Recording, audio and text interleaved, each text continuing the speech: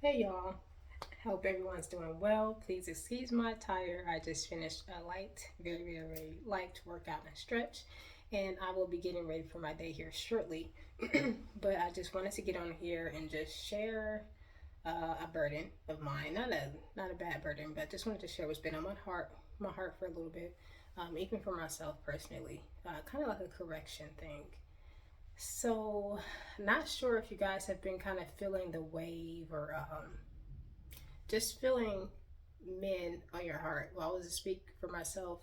I've been feeling, you know, the need to pray for men and just having them on my heart for about the past 2 years or so now. And now I feel a slight shift and the call to women to rise to their rightful positions and places. And in regards to what I'm specifically, speaking of today, it's regarding our position and helping our men, whether it be your brother, your husband, you know, your uncle, your son, whatever the position is. Are we truly helping them not to just become, you know, all that they can be, but are we helping them to get back into position as being the head?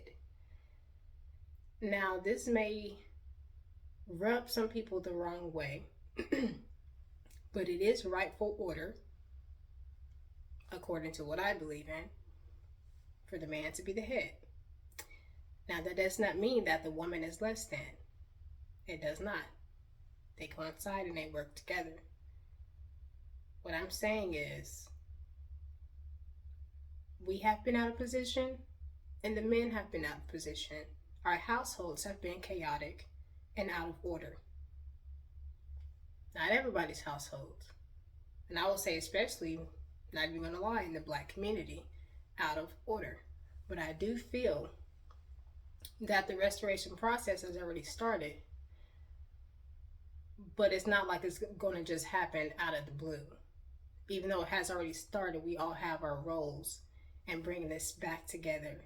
So, what I wanted to say, hopefully, pretty quickly before I head out of here and get ready, women, yes, we do so many things. We're entrepreneurs, business women. We take care of our children for those who have them. We do great jobs in our place of employment. We're doing great going to school, getting our degrees, and everything else. However, that does not mean that we are to diminish our respect for the men in our lives and those men that we encounter. That does not mean that we are to act as if we are better than men. Because to be honest, some of us are doing better and even a lot better than some of the men in our lives. That doesn't mean that we disrespect them. That doesn't mean that we throw our accolades and accomplishments and our money in their faces. We still respect them, if not anything, as a human being. You know what I mean? We respect them.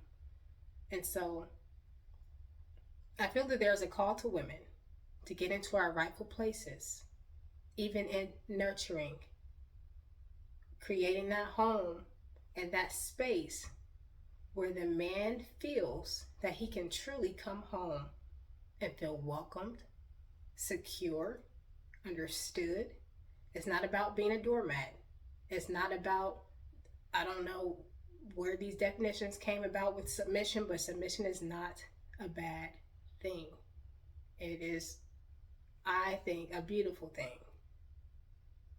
How can we truly come together and be successfully united if it is always a clash and there's always a competition, a spirit of competition with someone that you're supposed to be unified with, if that makes sense? So just want to come on here really quick. Know that I'm going to be sharing more details regarding this, but there is a true burden for women to take up their cloth and responsibility as women. Get on your faces and pray. Not even gonna sit in here and act like that ain't part of the thing either. And get back into position with God, you know, humble yourselves, humble ourselves, you know, because we've been handling some situations in a not so pretty way. Like, I really had to look at myself, and I'm still looking at myself in many situations, and I'm trying to do better. And that's why I want to share. So I'm also reading books as well, which I'll share later on. But, you know, that's one of those things, just because your son or your husband, your partner, your uncle, whoever it is, you know, they may come at you some type of way, and immediately your response may be to just pop off at the mouth and go there with them. But do you know, and I'm telling you, I've seen it before, I've done it before, there is such a power in holding your tongue, being silent. Sometimes you do have to be that person. They may be coming at you sideways. You're like, I'm not the one. I'm about to tell you about yourself right now. Right now. But that is not always the wisest decision, because, like I said, it's that clashing type of thing going on. And it's like they start here and you feel like, I gotta one up you, and it's gonna keep going there. Who's gonna be the person to dissolve and resolve the conflict, you know? And sometimes it trips them out, because it's like, oh, I'm so used to you coming at me in such a way, always barking or yelling at me or trying to win the argument, that when you became silent, it kind of took my back. Like, oh. And I will say this that I've learned, it kind of got me too. It's not so much about them changing, because their process will happen, you know, but because we're out of our position, it's us that has to change first. And a lot of men, it don't matter what you say, they have to see it take place. You know, are you having a positive influence or negative influence over his life? So if they see you being about your business, not just getting these accolades, but fully living out your life and purpose, and also being a woman who respects him, in turn, he will respect you as well, if that makes sense. You take care of your children, you're nurturing to them, you love them, you make sure your house is clean. You will be truly taken care of, honestly. And it's also one more thing, not to say that your whole life is going to be made full with a man, but I'm not saying that at all, because, you know, you live your life, continue to do what you do and do it well.